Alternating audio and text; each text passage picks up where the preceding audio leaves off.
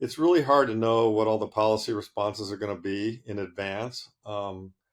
It's impossible to know, but we can kind of look at the tea leaves, look at the clues. I mean, one thing is right now, Social Security and Medicare are untouchable because the boomer voting block is an enormous block and it determines Hmm. elections. Well, boomers will start dying, and 10 or 20 years from now, the boomer voting block won't be as big, and so you'll be Yeah. able to touch those things. I suspect. So that's one change. I think another change is, right now we got red team in control, and in my view, red team is infinitely better than blue team, even though they both kind of suck in certain ways.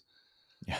But in a fourth turning, the pattern is that life is hard, and I think it is hard for a lot of people right now. It's sad. That's why I wrote the book. But and when life is hard and you don't know why, and you're angry, you vote the bums out. So I hope this doesn't happen, but I could see a scenario where the Trump term ends, inflation is pretty high. Some things have been solved, but not enough. The Democrats promise a lot of goodies, and Team Blue wins in 4 years. And Hmm. I mean, what would they try? Universal basic income. I mean, Andrew Yang has talked about that. AOC has talked about that. I mean, look, even Trump. I mean, here's an amazing thing, right? So we're running these enormous deficits, and one of the nice offsets to the deficits I talked about in some other pods, I think it's a really positive thing, is these tariffs have actually increased government revenue substantially. I mean, we're getting between 100 and 200 billion dollars a year in tariff revenue that we did not get. So that helps to reduce the deficit. What does Trump do? He turns around and says, well, maybe we should issue tariff dividend checks. Well, like, I'm like, dude, with what? I mean, you know, I mean, you're running an enormous deficit. You're talking, but again, it's buying votes. It's stimmies, right? I mean, and Hmm. so COVID opened up a whole new can of worms where not only when times get tough, not only does the government maybe cut interest rates to zero, help the banks out, backstop them all, Fed comes in with a lot of money printing, but also they think, okay, who's hurting? Let's send them some money. Well, it's money they don't have.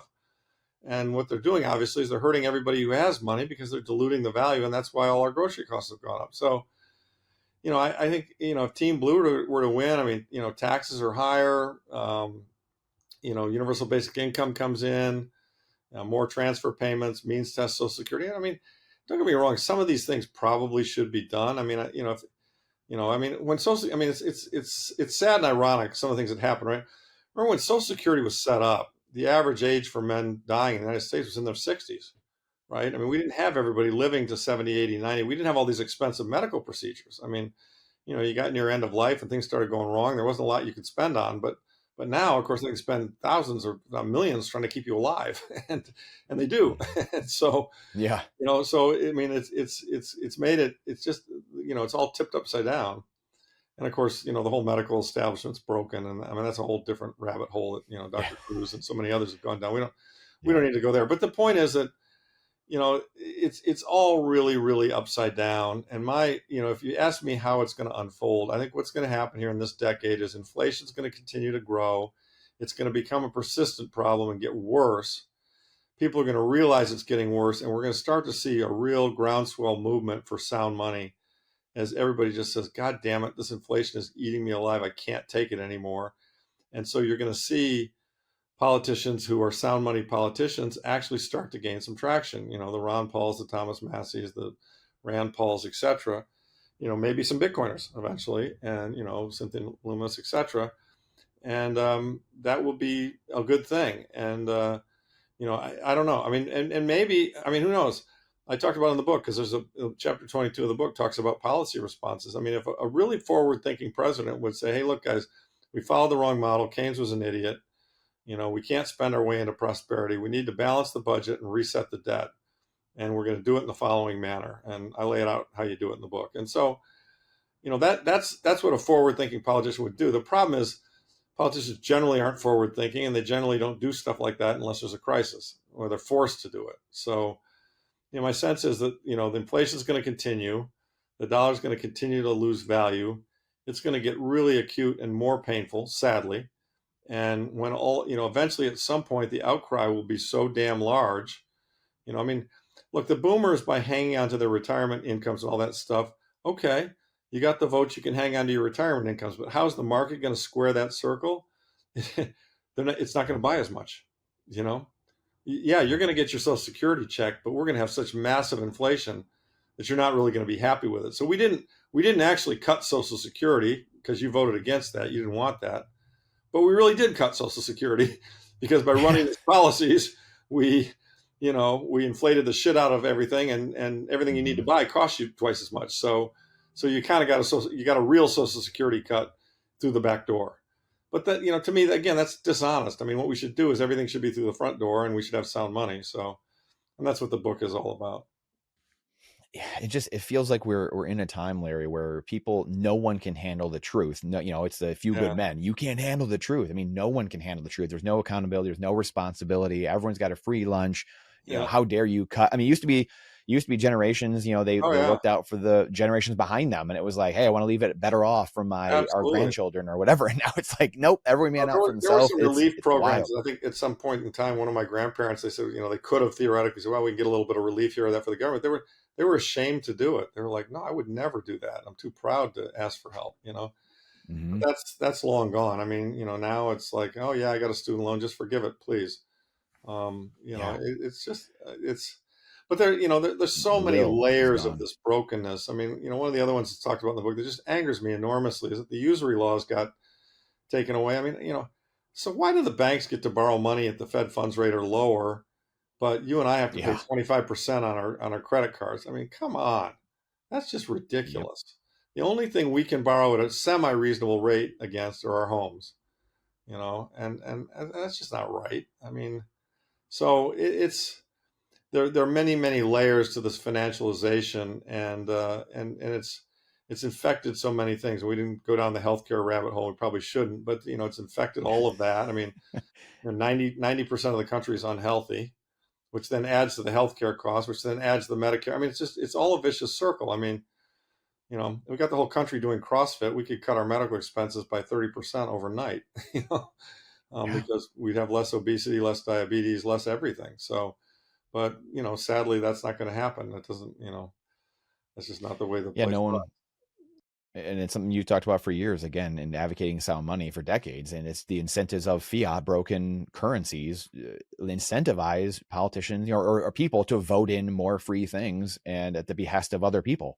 That's Yeah, all it is, right? It yeah, breaks all the systems. yeah, So and it's like, that's what Ben Franklin said. It's a republic if you can keep it. And somebody else, I don't mhm, know if it was Franklin or somebody else, made the statement that these democracies that are republic, it's really a republic, but we've kind of devolved into yeah, a democracy. They work until majority of the people realize they can vote themselves free benefits, and so yes, they become the wolves, and everyone who's got capital and savings become the sheep, and they want to eat you.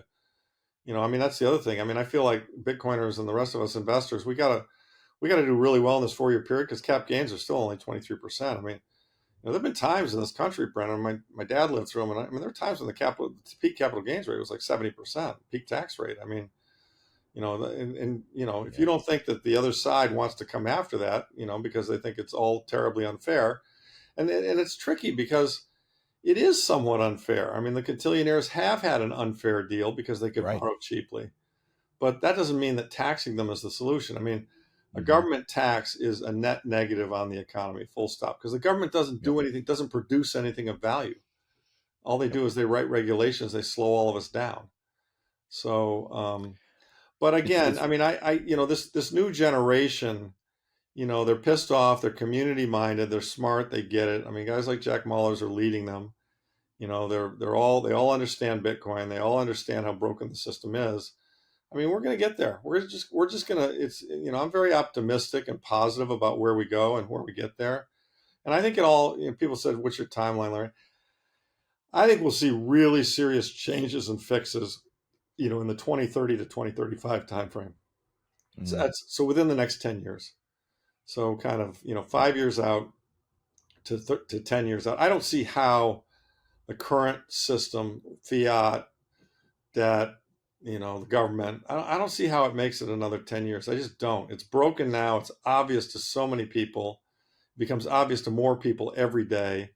And all it takes are skyrocketing gold and Bitcoin prices. I mean, my book talked about this. I mean, you know, so fiat is the fire. You're in the theater and there's a fire and there's smoke and it's Fiat burning, and a few people like us have kind of said, "Oh, I'm out of here." Yeah. We hit the exits, and I mean, and just more people are going to smell the smoke and say, "I'm fucking out of here too." And when it becomes really obvious that the fire is raging, everybody's saying, "We're all out of here." And Mhm. this is I mean, this is what happened. This is what happened in Venezuela. This is what happened in Weimar Germany. This is what happened in Zimbabwe. I mean, and people think, "Well, that could never happen in America." Well, really? Pursue the exact same policies, take them to their logical extreme. Make Stephanie Kelton the Treasury Secretary in a blue administration, where I mean, there are plenty of Democrats who said deficits don't matter. I mean, we've got a printing press; we can print whatever we need. Well, you really start to act on that, you're going to see your currency fail. Just full stop. It's going to happen. It doesn't matter if you're the reserve currency. It doesn't matter if you have the biggest military. It doesn't matter what. If you do that, your currency will fail. And that won't be pleasant. But I think there are a lot of great people in this country, and hopefully they'll realize why it failed and how it failed. And nobody would try and rebuild a system using the same model we used in the last system. They go, we got to fix it, and therefore this is the new currency, and it's Satoshi. That's kind of where I see us going. I could not agree more, Larry. And I think that it marries up perfectly with, and I think it's a 10-year stretch about as well, kind of like what you just laid out. Yeah. I think it's because it marries up perfectly with this demographic cliff and this demographic shift. Yeah, I mean, to be fair, Brennan, it probably is going to be longer. Just, I mean, if only because if you were outside trying to figure this out and handicapping it, you should probably think it's longer, because I always think things are going to happen faster than they happen. I mean, 2000, to give you Mhm. an example, in 2008, I thought it was all over for the financial system. I thought, this is it, Yeah. great. Finally, we're going to I know fix you've this talked shit, about that many right? times. Yep. They fucking Yep. kicked the can for another goddamn, Yeah. 15 15 years. I mean, years. Yeah. so I mean, maybe it'll be 2020, maybe it'll be 20. I don't know, but I Yep. do know, and some of when it is, it's very important to understand this. When it is goes to the policy moves. I mean, they could make it happen tomorrow if they go down the wrong policy path. Mhm. But it's going to take longer if we have this back and forth and back and forth. I mean, look, if red team wins in 4 years, well, then we'll probably hold the system together, and maybe it'll be more gradual transition into sounder money, and people will still spend in dollars. There will be a bond market, not a big one, but and people will save in satoshis and gold. I don't know. The next unbelievable educational video here is going to blow your mind. Check that out here. However, if you want to take action on what you're learning, go check out our Bitcoin only sponsors here below. Meanwhile, it's the first Bitcoin denominated life insurance company absolutely flipping the game on its head. Then you have Crowd Health. Instead of the garbage healthcare fiat system that we use, get your funding of bills through a network of Bitcoiners, like-minded people, or foundation, the only hardware wallets made in the USA, open source, privacy, sovereignty. Go check that out below.